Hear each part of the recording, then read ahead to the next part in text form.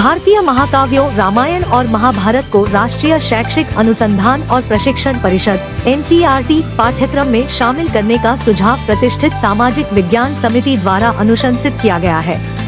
यह समावेश इन महाकाव्यों को स्कूली इतिहास पाठ्यक्रम के अंतर्गत भारत के शास्त्रीय काल के अंतर्गत वर्गीकृत करेगा, जबकि सेवानिवृत्त इतिहास प्रोफेसर CI इसाक के नेतृत्व वाली समिति ने इस एकीकरण का प्रस्ताव दिया है, लेकिन रामायण और महाभारत को पढ़ाने के लिए विशिष्ट अध्याय और कक्षाएं अभी तक निर्धारित नहीं की गई है।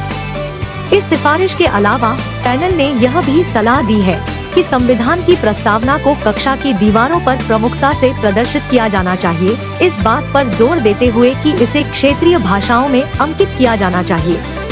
समाचार एजेंसी ANI से बात करते हुए प्रोफेसर इसाक इस दृष्टिकोण के मुखर समर्थक रहे हैं। NCERT की सामाजिक विज्ञान समिति का व्यापक उद्देश्य स्कूली पाठ्यक्रम का पुनर्मूल्यांकन करना है।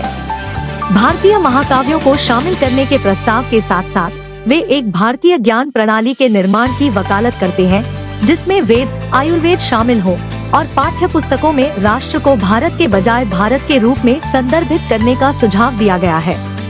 यदि ये प्रस्ताव स्वीकृत हो जाते हैं, तो NCERT द्वारा विकसित नई पाठ्य पुस्तकों पर महत्वपूर्ण प्रभाव पड़ेगा। हालांकि उन्हें परिषद से अंतिम पुष्टि का इंतजार है। अक्टूबर में दिए गए एक बयान में NCERT ने पाठ्यक्रम विकास की चल रही प्रक्रिया को स्वीकार किया। यह दर्शाता है कि पाठ्यक्रम के आकार लेने से पहले निश्चित बयान देना जल्दबाजी होगी।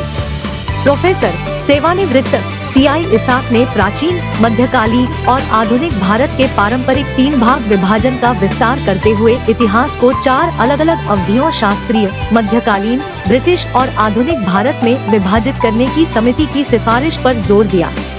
उन्होंने शास्त्रीय काल के भीतर महाकाव्य रामायण और महाभारत को पढ़ाने के महत्व पर प्रकाश डाला और छात्रों को राम जैसी शख्सियतों के सार और उनकी कथाओं के पीछे के उद्देश्य को समझने के महत्व पर जोर दिया। NCERT पाठ्य पुस्तकों में इंडिया से भारत का उपयोग करने का संभावित परिवर्तन नई शिक्षा नीति के तहत विचार किए जा रहे व्यापक परिवर्तनों के अनुरूप है। इन संशोधनों के लिए नियुक्त 19 सदस्यीय समिति प्राचीन इतिहास से शास्त्रीय इतिहास की ओर बदलाव और हिंदू योद्धाओं से जुड़ी विजय कथाओं को शामिल करने का सुझाव देती है।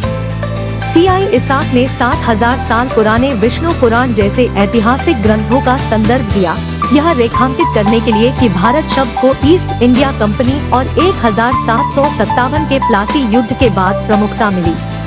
इसलिए वह देश को संदर्भित करने के लिए विशेष रूप से भारत का उपयोग करने की वकालत करते हैं।